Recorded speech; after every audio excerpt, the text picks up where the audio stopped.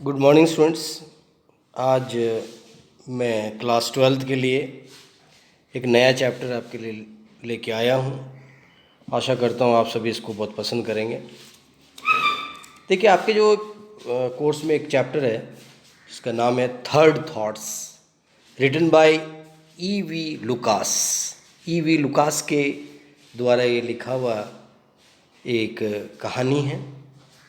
ये जो स्टोरी है ये बहुत ही अच्छी कहानी है और आज के इस जो व्यापार जगत है, बिजनेस वर्ल्ड है, उसमें जो लोगों की मानसिकता है, उस मानसिकता को बताते हुए ये चैप्टर लिखा गया है कि आज का जो व्यापार वर्ग है वो भावनाओं से नहीं चलती है, बल्कि ये सौदेबाजी से चलती है।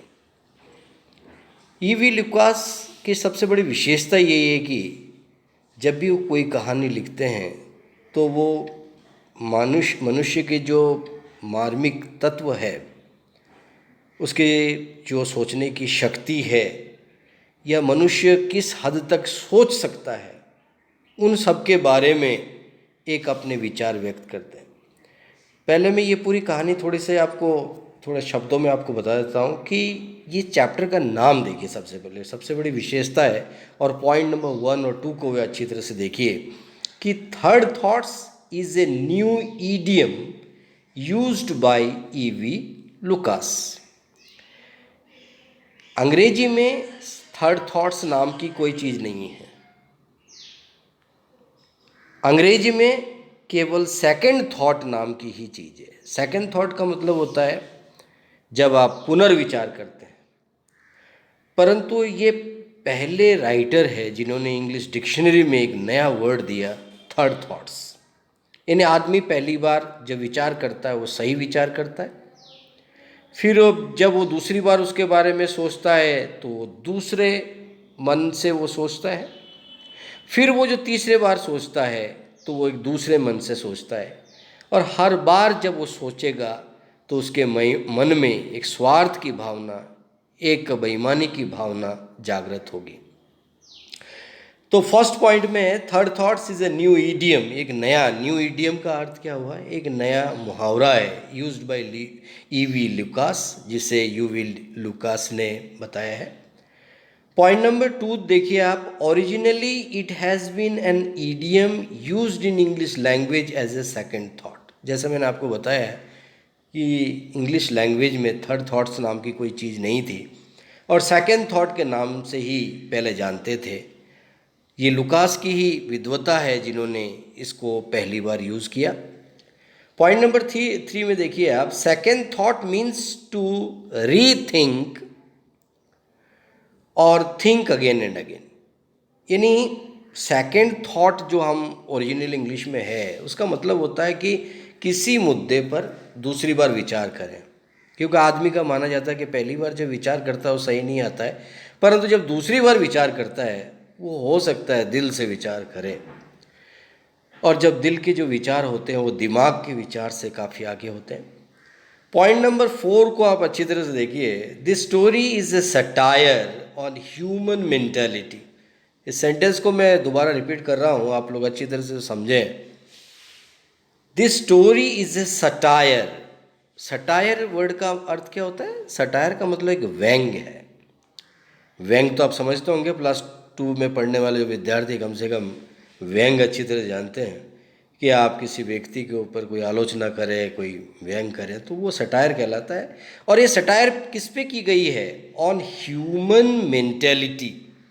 ह्यूमन मेंटेलिटी का अर्थ होता है एक मनुष्य की मानसिकता पर, उसकी सोच पर लेखक ने एक व्यंग किया है। ये इसकी मूल बात है। सेंटेंस नंबर या पॉइंट नंबर 5 को देखिए, a person may be N idealistic but actually he is self centred and opportunist. कठिन शब्द है, सरल शब्दों में इसकी मैं व्याख्या बता रहा हूं। A person may be N idealistic, idealistic का अर्थ होता है आदर्शवादी। एक आदमी दिखने में बड़ा आदर्शवादी दिखाई दे सकता है, उसके चेहरे से आपको लगेगा, उसकी बातों से लगेगा ये बड़ा सज्जन व्यक्ति और बड़ा आदर्श की बात कर रहा है, बट एक्चुअली होता क्या है, वास्तविक में क्या है, ही इज सेल्फ सेंटर्ड। मन से अगर पूछा जाए, सेल्फ सेंटर्ड का मतलब जो अपने बारे में ही सोचे और लोगों के बारे में कोई विचार ना करे, यानी स्वार्थी विचार वाले लोग। क्योंकि इंसान को अपने अलावा दूसरों के बारे में भी सोचने का हक है, ये उसका सामाजिक कर्तव्य भी है। तो सेल्फ सेंटर्ड को हम अच्छे शब्द में नहीं लेते। सेल्फ सेंटर्ड मतलब अपने तक सीमित रहना, लोग चाहे मरो। एंड अपॉर्चुनिस्ट, आगे वाला शब्द देखिए, इसमें लिखा अपॉर्चुनिस्ट। अपॉर्चुनिस्ट का अर्थ होता है अवसरवादी। यानी कुछ लोग इस दुनिया में बड़े आदर्शवादी बनते हैं, परंतु जब काम पड़ता है तो ये बड़े स्वार्थी किस्म के लोग हैं, और उस टाइम मालूम पड़ता है कि सही आदमी कौन है और गलत आदमी कौन है। Now come two point number 6। आपके सामने ये स्क्रीन पे आ रहा है, इसको अच्छी तरह से देखिए। This story was told to the writer E.V. Lucas by his friend. इस कहानी में लेखक खुद किरदार है, और ये कहानी जो है E.V. लुकास को, लेखक को उसका दोस्त सुनाता, उसका मित्र इसको सुनाता है। पॉइंट नंबर 7 देखिए। His friend was in the habit to buy things costly and sells them cheaply. फिर से इस पॉइंट नंबर 7 को मैं थोड़ा पढ़ के सुना रहा हूं आपके सामने। His friend was in the habit to buy things costly, मतलब उसका फ्रेंड की एक ऐसी आदत है, वो चीज़ें महंगी खरीदता है। जब वो खरीदता है तो उसकी किस्मत ही ऐसी है कि वो महंगी मिलती है। And sells them cheaply, cheaply मतलब सस्ते भाव में। और बेचारे का भाग्य इतना खराब है कि जब वो बेचने की कोशिश करता है तो कोड़ियों के भाव बिकता है, यानी सस्ते में बिकता है। इसमें दो शब्द है, कॉस्टली वर्ड है, एक चीपली वर्ड है। कॉस्टली का मतलब कीमती, महंगा। चीपली का मतलब सस्ता या बेकार। इन दोनों शब्दों के रूप में इसका यूज़ होता है। तो ये उसकी किस्मत है। और ये एक फ्रेंड जो है वो अपने E.V. लुकास को एक कहानी सुनाता है। वो क्या सुनाता है? One day he bought A painting of Turner in 10 shillings। एक दिन वो बाजार जाता है और बाजार में वो पेंटिंग देखता है, और पेंटिंग एक बहुत महान कलाकार की बनाई हुई होती है जिसका नाम है मिस्टर टर्नर। परंतु इस तस्वीर को लेकर जो बेचने वाला, जो दुकानदार है, उसके मन में कन्फ्यूजन है, क्योंकि ये ओरिजिनली टर्नर नामक कलाकार का है या नहीं है, ये एक्चुअली मालूम नहीं है। क्योंकि इसका जो सिग्नेचर है, उसका जो हस्ताक्षर कर रखा है, वो सही मालूम नहीं पड़ रहा है। और आप लोग जानते हैं पेंटर्स की, जो बहुत महान पेंटर होते हैं, उनकी इन सिग्नेचर की कीमत होती है। ओरिजिनल सिग्नेचर है तो साधारण सी पेंटिंग भी लाखों या करोड़ों में बिकती है, और अगर ओरिजिनल नहीं है तो वो दिखने वाली चाहे कितनी महंगी हो, वो कौड़ियों के भाव बिकती है। तो ये 10 shillings में खरीदते हैं। इंग्लैंड के जो मुद्रा है, चाहे आप 10 रुपया मान लीजिए उसको, 10 shillings में वो खरीदता है। तो पॉइंट नंबर 8 को देखिए। One day he bought a painting of Turner in 10 shillings। एक दिन वो 10 shilling में ये पेंटिंग खरीदता है, टर्नर का होता है। पॉइंट नंबर 9 देखिए। ही सोल्ड इट फॉर 50 pounds। फिर उसके एक दिन किस्मत जागता है और वो 50 पाउंड्स में बेच देता है। शीलिंग्स छोटे पैसे और पाउंड्स बड़े रुपए होते हैं। तो जब बेचता है उस दिन वो बहुत बढ़िया दामों में बेच देता है, 50 पाउंड में वो बेच देता है। जो उससे जो खरीदने वाला होता है, खरीदार होता है, उसको वो पहली बार अपने जीवन में महंगे दाम में बेचता है। और कितने में बेचता है? वो 50 पाउंड्स में बेच देता है। पॉइंट नंबर 10 को देखिए। It was because the painting was an original art of Turner. It was because the painting was an original art of Turner. Actually जब वो बेचने जाता है तब तक ये साबित हो जाता है कि ये पेंटिंग टर्नर के द्वारा ही बनाया हुआ था। तो जो खरीदार होता है वो उसको महंगे भाव में खरीद लेता है, 50 पाउंड में खरीद लेता है। इस तरह से पॉइंट नंबर 10 को देखिए। पॉइंट नंबर 10 के बाद पॉइंट नंबर 11 को देखिए। He got a profit of 40 pounds and 40 shillings in this bargaining. और इस मोल भाव में इसको कितना लाभ होता है? 49 पाउंड्स एंड 40 शीलिंग्स का इसका इसमें लाभ होता है। किसको होता है? ईवी लुकास के इस फ्रेंड को होता है। अब इसके मन में एक भावना जगती है कि उसने 10 शीलिंग में खरीदा था और 50 पाउंड्स में बेचा, और उसके जो इस बीच में जो उसको लाभ हुआ 49 पाउंड्स एंड 40 शीलिंग्स का हुआ। तो वो क्या चाहता है? वो चाहता है he decided to give 50% to the dealer. He decided to give 50% to the dealer, यानी जो भी इसको प्रॉफिट हुआ है उसका 50% वो उस दुकानदार को लौटा देना चाहता है जिससे उसने कोड़ियों के भाव खरीदा था। क्यों लौटाना चाहता है?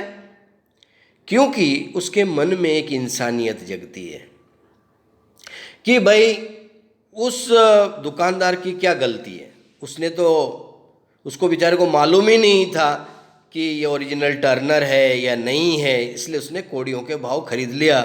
तो निश्चित रूप से इतना बड़ा जो बार्गेनिंग हुआ, लेन देन हुआ, उसका जो प्रॉफिट हुआ उसका 50% उस दुकानदार को लौटा देना जरूरी है, ऐसा वो सोचता है। पॉइंट नंबर 13 को देखिए। Then he decided to give the dealer only 10 pounds. फिर दूसरी बार घर जाके सोचता है, और वो सोचता है कि भाई इतना ज़्यादा लाभ भी कोई ज़रूरी नहीं है। अगर ज़्यादा लाभ हम दे देंगे तो दुकानदार सदमे में मर जाएगा, क्योंकि उसको बार बार दूसरे लोगों से भी आशा होगी और दूसरे लोग मेरे जैसे सज्जन होंगे नहीं, इसलिए कौन उसको इतना बार बार लौटाने आएगा। और ये व्यापार की दुनिया है, यहाँ भावनाओं की जगह हानि और लाभ ये दोनों तराजू पर रख के ही जीता जाता है। कभी दुकानदार फायदेमंद होता है तो कभी ग्राहक उसको बेवकूफ़ बनाता है। ये तो चलता ही रहता है। और वो सोचता है कि 50% की जगह 10 पाउंड दे दे। कितना देने को वो सेकंड बार सोचता है? 10 पाउंड्स। फिर वो घर चला जाता है, रात को सोचता है।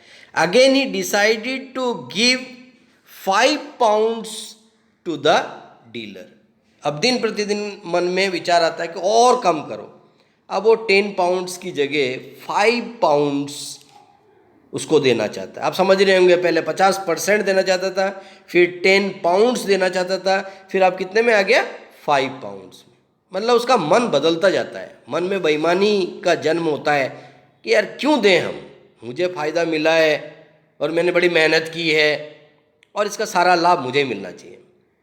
फिर भी मन के अंदर थोड़ी इंसानियत अभी भी जिंदा है, इसलिए वो सोच रहा है। अब पॉइंट नंबर 15 को देखिए। Then he decided to give 1 pound cheque to the dealer.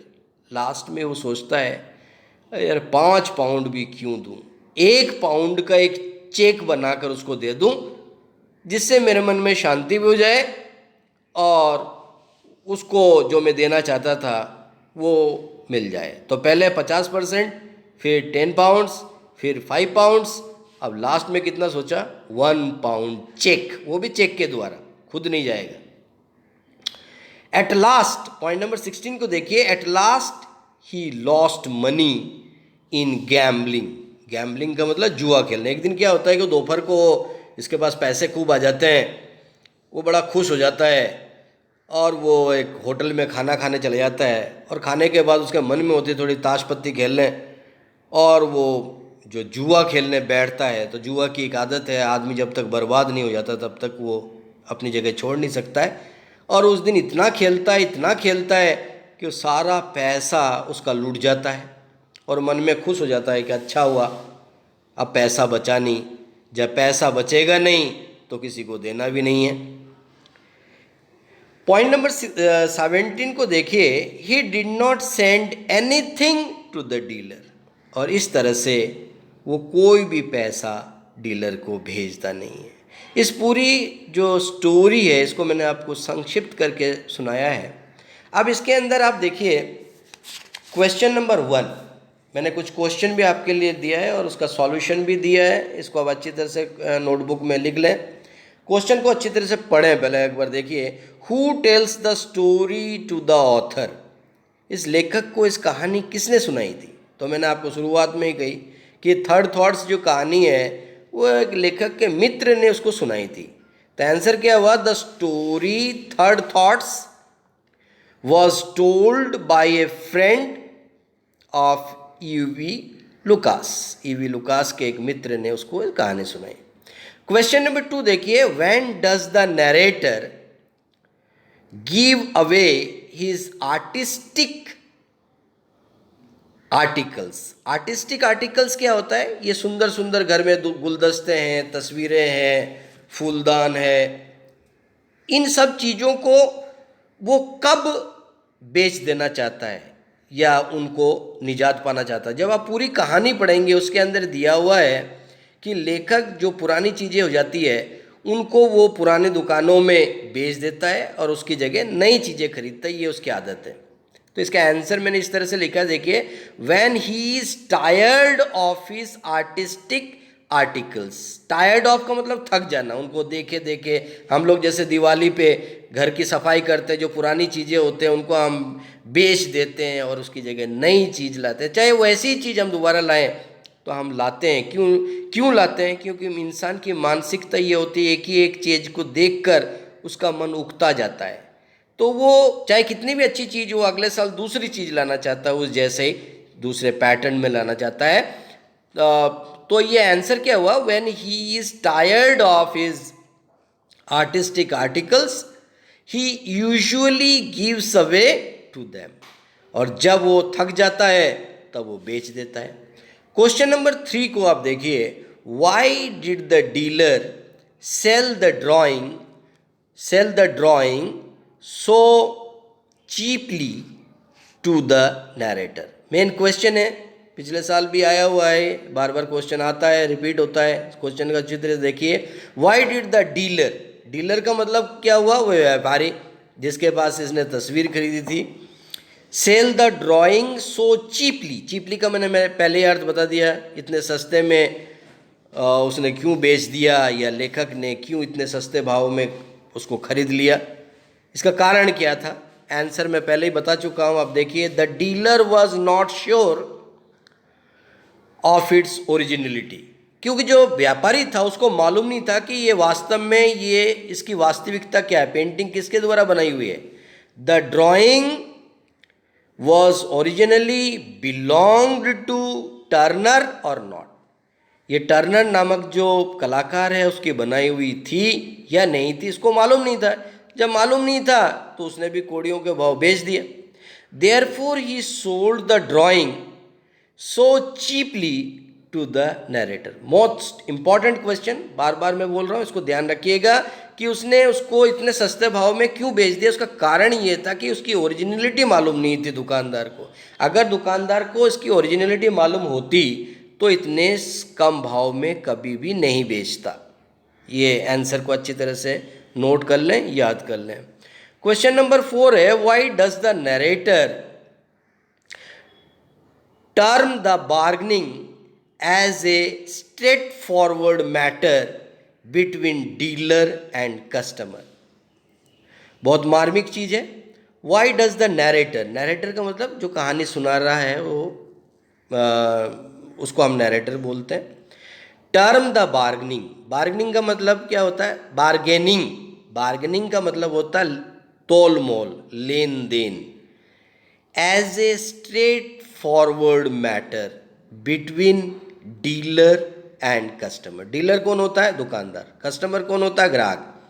लेखक लास्ट में यही कहता है, जो कहानी सुना रहा है वो बता रहा है कि ये दुनिया जो है इसमें मानसिकता लोगों की इस तरह से है कि खरीदार और बेचने वाला उसके आमने सामने जो सौदा हो जाता है वही एक्चुअली ये सौदा है।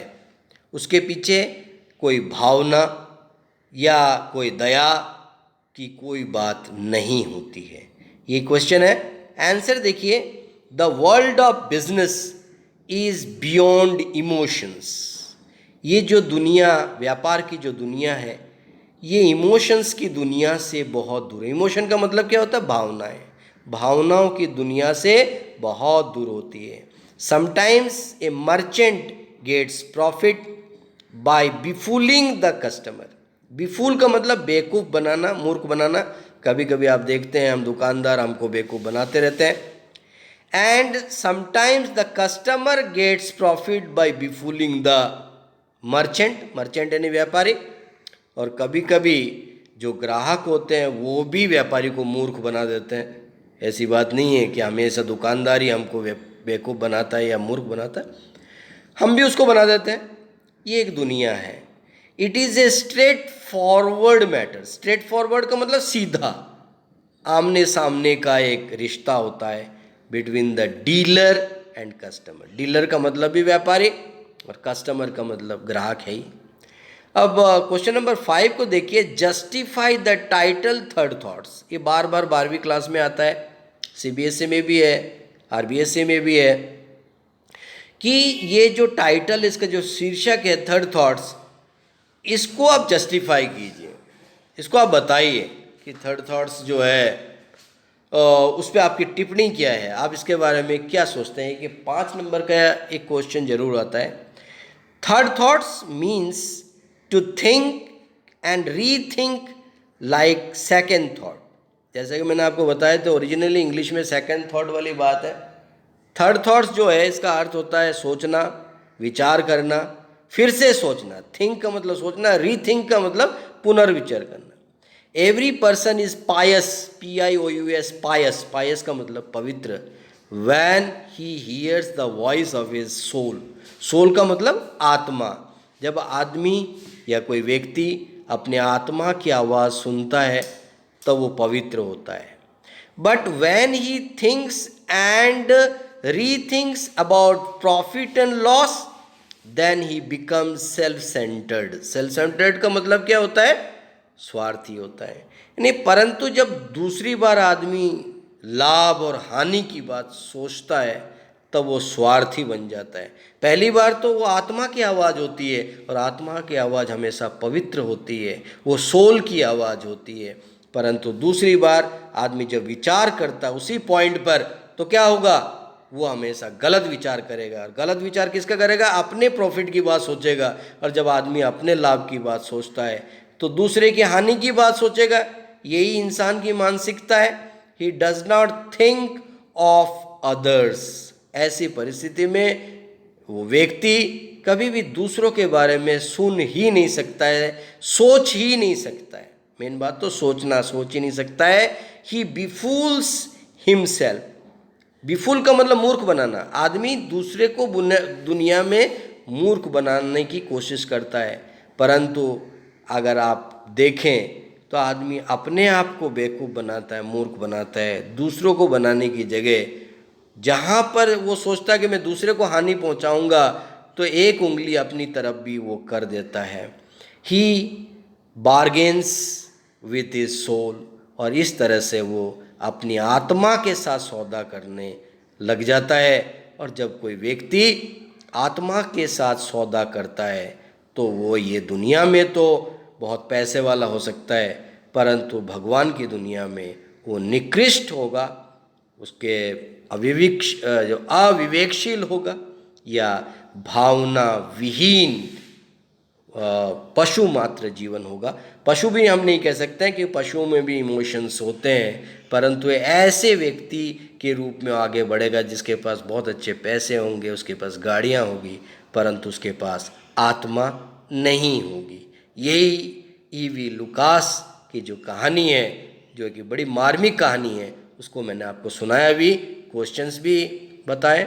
इसको आप अच्छी तरह से नोट कर लें। थैंक्स।